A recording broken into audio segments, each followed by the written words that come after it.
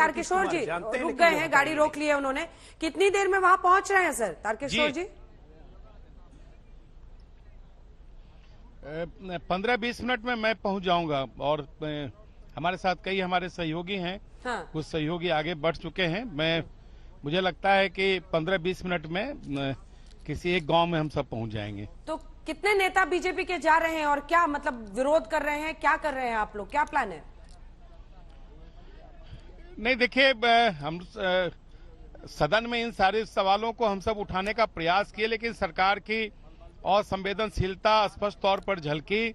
सदन चलती रही, लेकिन एक बार भी आधिकारिक रूप से सरकार का कोई ना बयान आया, ना सरकार इलाज की क्या व्यवस्था कर रही है, जो जहरीली शराब के कारोबारी हैं उस पर क्या कार्रवाई हुई, ये कहीं से कुछ सरकार की ओर से ना कोई आधिकारिक बयान आया।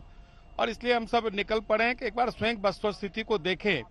और पूरे 3-4 गांव में जाने के बाद लगा कि स्थिति काफी भयावह है। समाज के कमजोर वर्ग के लोग इसमें काल कल्पित हुए हैं। और एक नंबर भी उन्होंने दिया है जी। उस नंबर से फोन आता था कि हम होम डिलीवरी करेंगे। तो धड़ल्ले से होम डिलीवरी चल रही थी और खूब चल रहा है बिहार में। संबंधित क्षेत्र का जो पुलिस प्रशासन, हाँ वो नंबर भी दिया है। मैं आपके संवाददाता को दे दूंगा। उस नंबर से वो ऑर्डर भी वो लोग लेते थे, घर के लोगों ने बताया है। मेरा स्पष्ट तौर पर कहना है कि जो लैप्सेज है इस कानून को पूरी तरह लागू करने में, उस लैप्सेज को दूर होना चाहिए और संवेदनशीलता दिखनी चाहिए। ठीक है। और कह रहे हैं कि जो पिएगा मरेगा, इसमें मुआवजा नहीं देंगे। मुआवजा तो देना पड़ेगा। आखिर उनके परिवार के लोगों की क्या गलती हुई? अगर वो जहरीली शराब पी रहे हैं तो कहीं न कहीं हम सबों को उनको बताना चाहिए। माननीय सुशील मोदी जी ने ठीक ही कहा कि जनसंख्या नियंत्रण में जन जागरण की बात होती है और इसमें ज्यादा जन जागरण की बात होनी चाहिए थी। एक बार लोगों को बताना चाहिए था कि शराब क्यों बुरा है, इसके क्या दुष्परिणाम है। और फिर इसके लिए जो जीविकोपार्जन योजना जो लागू हुआ है, जो हमारे पासी समाज के भाई हैं, उनके पुनर्रोजगार के लिए जो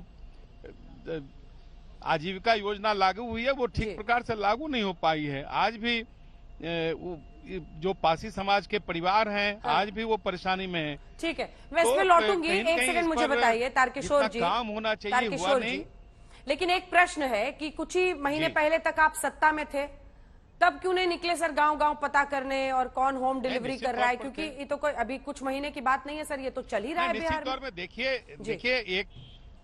देखिए स्पष्ट तौर पर बताते हैं, किसी भी राज्य में राज्य सरकार के जो मुख्यमंत्री होते हैं उनके नेतृत्व में हम सब काम करते हैं। और आज विपक्ष की भूमिका में, उसमें विपक्ष में राष्ट्रीय जनता दल था, तो क्यों नहीं इन सारी बातों को रखा?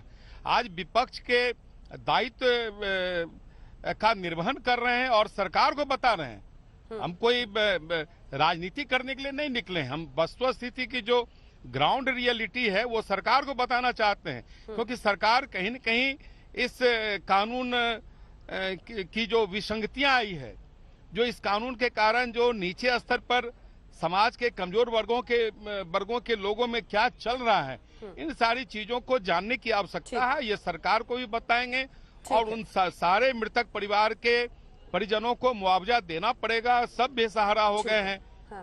समाज के सब दलित महादलित परिवार आज बहुत खराब स्थिति में चला गया है। जो इसके जो लैप्सेज हैं, कहीं न कहीं ये सारे कारोबार चल रहे हैं, तो पुलिस प्रशासन और जो स्थानीय प्रशासन उसके मिलीभगत से चल रहा है। उस पर रोक लगने की जरूरत है। अभी तक कोई कार्रवाई नहीं हुई, किसी की गिरफ्तारी नहीं हुई, न मुआवजे की घोषणा हुई, न कोई मेडिकल बुलेटिन रिलीज हुआ।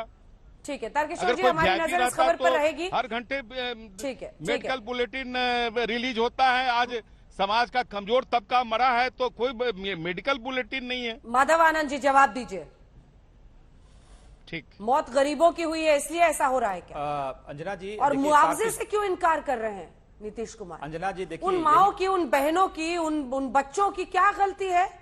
अगर कोई परिवार का सदस्य एडिक्ट है, वो पी के मर जाए, उनकी क्या गलती है? मुआवजा क्यों नहीं दे रहे?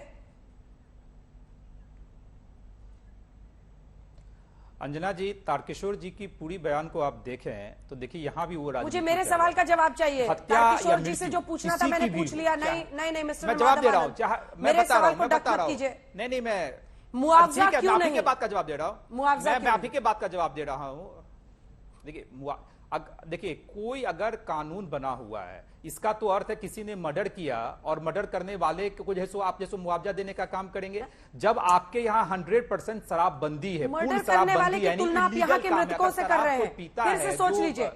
फिर से सोच लीजिए, मर्डर करने वाले की तुलना आप यहाँ पर मृत लोगों से कर रहे हैं। नहीं आपका अंजना जी, मैं कानून की बात कर रहा हूं। अगर कोई कानून ये कहता है कि बिहार में शराबबंदी है और शराब पीना जो है इलीगल है, गैर कानूनी है, तो जब गैर कानूनी है तो सरकार मुआवजा, आप खुद समझ रही हैं, आप वरिष्ठ पत्रकार हैं, मुझे समझाने की आवश्यकता नहीं है अंजना जी।